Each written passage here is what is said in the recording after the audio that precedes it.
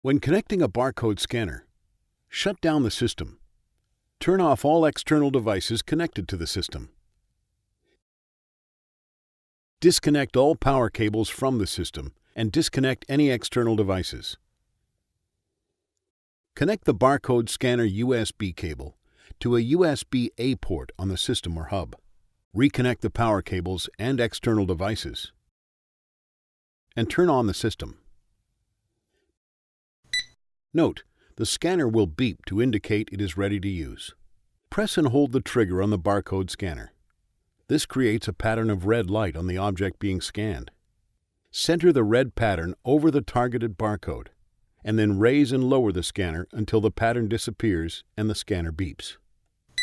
Note, when the barcode scans successfully, the LED light on the scanner flashes green and the scanner beeps.